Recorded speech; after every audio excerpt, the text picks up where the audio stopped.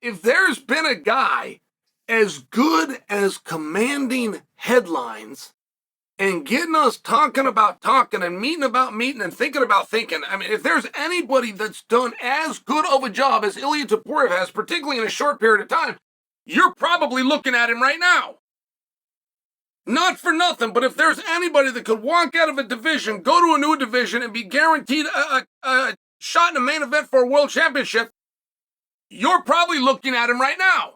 Now, Ilia Topuria's brother, who was also a straight-up badass, if you hadn't heard, comes out and does an interview, and he was talking about his heroes, talking about his big brother. And he said that Ilia is going to be champ, which he's already been, going to go get a second champ, and then he is going to become the first champ. Now, I love that little brother sees his brother that way. It's a fun debate, and I haven't seen anything out of Ilia yet that I could possibly criticize, but covering the spread of 45 and 55 and 70, if that truly is the end game, the strategy would be to go from 45 to 70.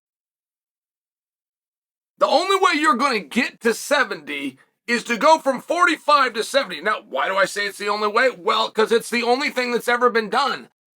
The best way to do anything in life is to find someone who's already done it and copy them. Conor McGregor, your 45-pound champion of the world, decided he was going to go to a main event at 170 opposite Nate Diaz. It didn't go his way. He comes back to a main event opposite Nate Diaz again at 170. Refused to go to 55. I mean, I'm only sharing for you. If you're good enough and you can command it, nobody invited Conor to 170. Nobody wanted Conor to 170. He came out and said, I'm going 170. And you looked at the business, you looked at what he achieved, and you go, well, I guess Conor's going 170. That's the way that story went, just so you understand it. Now, if Ilia Topuria is truly chasing down Islam, if that is the great story, Topuria versus Islam, go chase him down. And that, from a calculated standpoint, was an error. And so many guys do this. Let me give some credit to my old friend. Rest in peace, Rumble Johnson. Rumble Johnson fought at 170 when I was fighting at 185. I remember seeing him in a sauna, cutting to 170. Okay. Chris Weidman was laying at the door. We had to step out over Chris's body.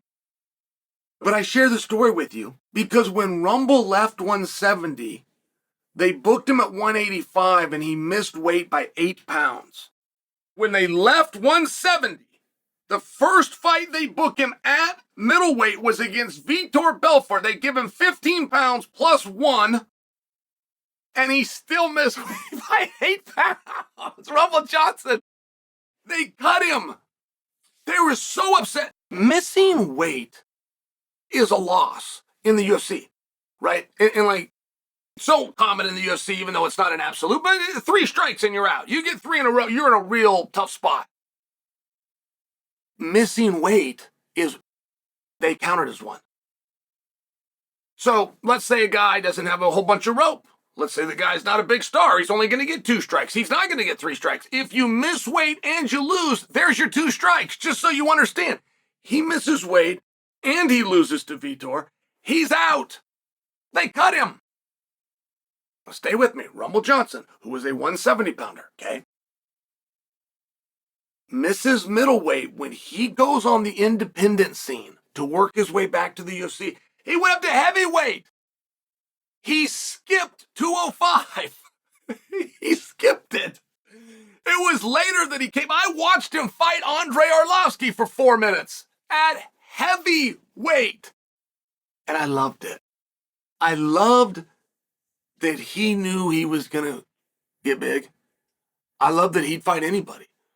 I loved that on the independent, he'd fight the former world champion. Like, Andre is not an easy draw. And what's Andre supposed to say as former world champion? That he won't fight a 170-pounder that's come up? He stayed. Rumble on the independent circuit is my favorite of the entire Rumble story. This is my favorite part. But it just won't be told this way. So I'm reminiscing. He skipped 205. He came back to it. And then he ended up staying at it.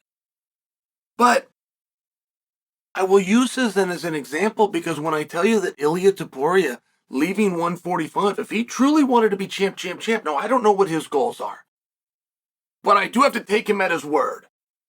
And he should be the BMF champion right now, if we want to be fair.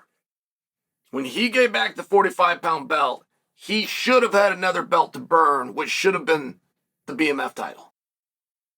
But he decides that he's going to go to 155, and we later found out, Ariel Helwani and I had a public argument about this, which I thought Ariel was a little out of pocket coming at me publicly. And you want to know why? Because I have never turned down an opportunity to go on his show.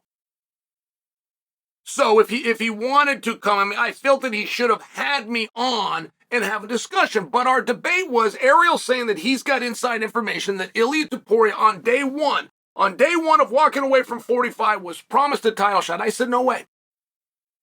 I said, it's a cardinal sin of the UFC. It dates all the way back to a courtroom, BJ Penn on one side, Zuffa LLC on the other. You do not leave the belt. Now, Ariel says, no, he was guaranteed. I said, why would they guarantee him? Why would they get a phone call with information they're not happy about and then guarantee him anything? I just, in the laws of logic, why would that happen? Ariel said, Chael, you kidding me? He called me a fool, said I didn't know what I was talking about. Now, the reality was I didn't have information. I was just following the rules of logic. I know they wanted him at 45. I know when he made that phone call and said, I'm not playing ball, that there'd be no reason they go, well, let us sweeten the pot for you. As you give us bad news, let us give you great news. Like, what a great negotiation. Sometimes people say things and you look back later and go, man, I got played here. But what I'm suggesting for you is if he did, in fact, have that golden ticket, he should have cashed it in at 170. And if he was chasing Islam and it was good enough to book Islam at 55, then he should have been able to get it at 170. It's the same fight for the same stakes. Now, that's between y'all. And I realize there's a segment of the community that they're called little people that think 145 and 155 are different weight classes. They're not. You guys you all weigh the same thing. 145, 150, you all weigh the same thing. But I'm only sharing for you. It is a very interesting debate. When the younger Topuria raises the argument and says, my brother's going to be the first to be champ, I'm sharing for you, strategically speaking, he should have gone from 45 to 70. And he would have had him. You can't tell him he can fight Islam for the world title and then tell him he can't fight Islam for the world title. It's the same thing. Now, you may not like that math. And you might think, whoa, Chael the Great, you blew one. You blew one for your first time. You got to understand what we're arguing about. We're arguing about something that's never been done anyway. We've never had champ. It's not because we haven't had guys that could cover the spread. You better believe back in Royce Gracie's time, he'd have beat them all. You better believe in Frank Shamrock's time, he'd have beat them all. You better believe Alex Pereira right now might be able to beat them all. Let's get in the opportunity. Frank Shamrock was fighting. They didn't have other belts. They only had one. When Royce Gracie was fighting, they didn't have divisions. And not even one. They had no divisions. So I'm just sharing for you, like, the opportunity is very hard to come by. And if you want to know the most likely way to do it, it would be to make the argument that I'm making right now. And Ilia Topuria needs to make himself very clear right now. If this is in fact his goal, if he truly is just a competitor and he just wants champ, I watched him chase Islam down to the point that he got what he wanted. Now, don't tell me that he doesn't have a bout agreement. He's not going to fight Islam. That wasn't on him. He got the company to agree to give him Islam and to give him a bout agreement. So Ilia Topuria knows how to do things behind the scenes. He knows who to talk to. He knows how to manipulate the media. And there's a huge manipulation to get anything done that you want in life, let alone business, let alone in this sport. He's proven that he knows how to do it. So he should have done it. at 170, and he shouldn't have waited. He should not have waited. He should have studied from Conor McGregor.